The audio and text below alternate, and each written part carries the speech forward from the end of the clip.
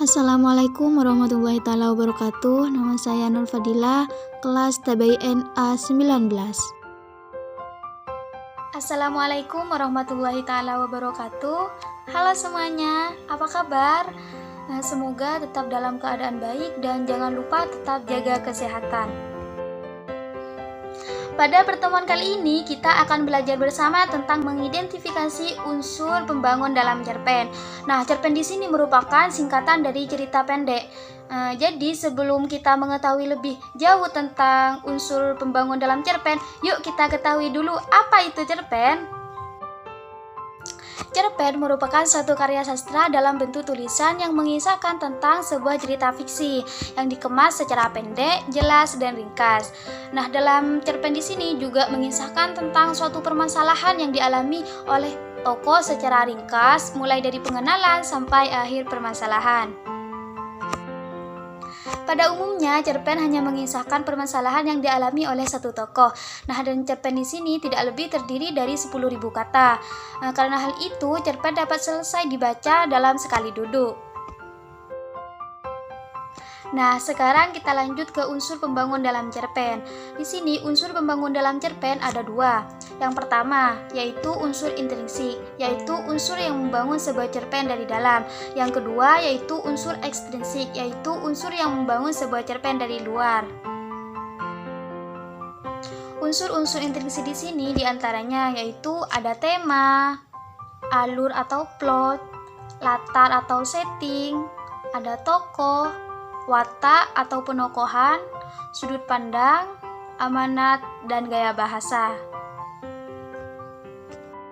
Nah, dari beberapa unsur-unsur intrinsik di slide sebelumnya, yuk kita pelajari satu persatu. Yang pertama yaitu tema.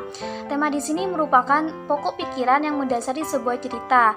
Nah, jadi dalam sebuah cerita itu harus memiliki sebuah tema, karena tema di sini menjadi unsur utama dalam penulisan sebuah cerita. Yang nomor 2 di sini yaitu alur atau plot.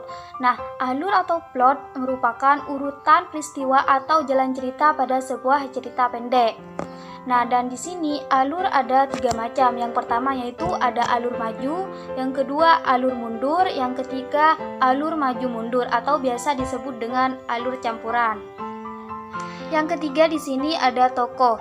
Tokoh merupakan pemeran yang diceritakan dalam sebuah cerita, baik pemeran utama maupun pemeran pendukung.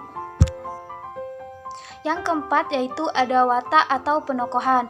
Watak atau penokohan di sini merupakan gambaran sifat para pemeran. Nah, sedangkan watak di sini juga dibagi menjadi 3, yaitu yang pertama ada protagonis, baik, antagonis, jahat, dan tritagonis yaitu netral. Yang kelima yaitu sudut pandang. Sudut pandang merupakan cara pandang pengarang saat menceritakan kisah pada sebuah cerita.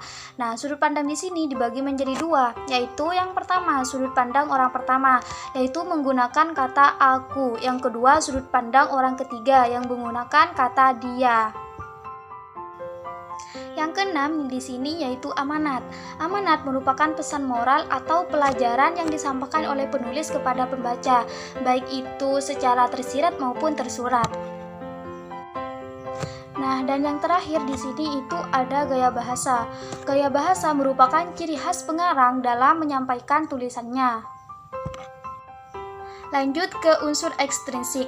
Unsur ekstrinsik di sini dibedakan menjadi 2. Yang pertama yaitu latar belakang masyarakat, yang kedua latar belakang pengarang. Yang pertama yaitu latar belakang masyarakat, di mana latar belakang masyarakat di sini meliputi keadaan sosial, budaya, politik, ideologi, religi, dan ekonomi masyarakat. Dan yang kedua yaitu latar belakang pengarang, di mana latar belakang pengarang di sini berupa riwayat hidup, pengalaman, kondisi psikologi, dan gaya penulisan yang digunakan oleh pengarang. Oke, sekian pembahasan kita pada hari ini. Semoga bermanfaat dan tetap jaga kesehatan, terus bersemangat, dan jangan lupa yang udah mampir like, comment, dan subscribe. Kurang lebihnya mohon maaf. Wassalamualaikum warahmatullahi wabarakatuh.